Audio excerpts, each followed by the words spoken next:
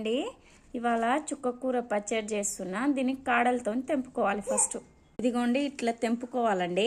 Stove మీద ఒక pan పెట్టుకొని అది హీట్ అయినాక 2 టేబుల్ స్పూన్ల పల్లీలు వేసుకోవాలి. పల్లీలను దోరగా వేయించుకోవాలండి. ఇగో ఇలా దోరగా వేయించుకొని పక్కకు తీసుకోవాలి. ఇలా దోరగా వేయించుకోవాలండి. ప్యాన్ లో 1 టేబుల్ స్పూన్ ఆయిల్ వేస్తున్నాను నేను.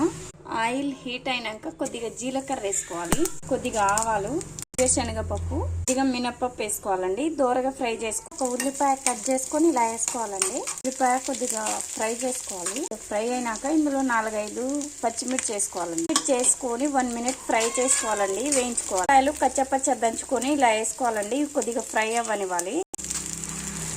ఇదిగో ఇలా దోరగా ఫ్రై చేసుకోవాలండి. కడిగి పెట్టుకున్న చుక్కకూరని ఇందులో వేసుకోవాలి.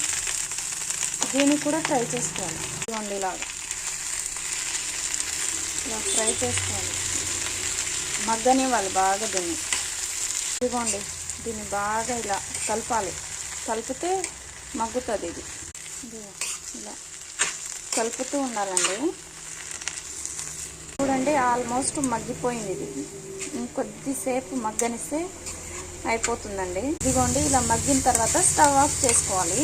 వేయించుకున్న పల్లీలను రోట్లో వేసి దంచుకోవాలండి. ఇప్పుడు ఇలాగా పొట్టుతో సహా వేసేసానండి. ఇదిగోండి మెత్తగా దంచిన నేను. ఇప్పుడు మనం వేయించుకున్న చుక్కకూర ఇందులో వేసుకోవాలండి.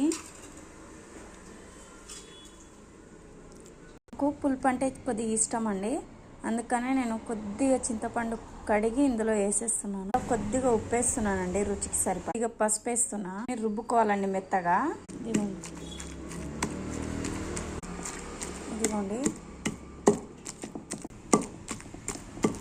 పచ్చడి అన్నంలోకి కానీ రొట్టెలోకి కానీ చాలా టేస్ట్ ఉంటుందండి. ఇదిగో ఆల్మోస్ట్ మెత్తగా అయిపోయిందండి. దీన్ని ఒక ప్లేట్లోకి తీసుకుంటా. ఇదిగోండి మరీ మెత్తగా దంచుకుంటే బాగుండదండి. ఇట్లా కచ్చపచ్చ దంచుకుంటేనే టేస్ట్ ఉంటుంది. ఇదిగోండి నేను తోడుకుంటున్నాను చిన్న ప్లేట్లోకి. ఇదిగోండి కొద్దిగా వాటర్ వేసి కడగాలి. ఇదిగో ఇలాగా.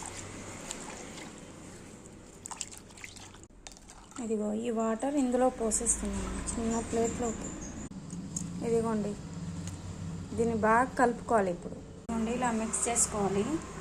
ఇప్పుడు ఇంకో ప్యాన్లో 1 టేబుల్ స్పూన్ ఆయిల్ వేసుకుంటున్నాను. కొద్దిగా హీట్ అయినాక ఇందులో పోపు దినుసులు వేసుకోవాలండి.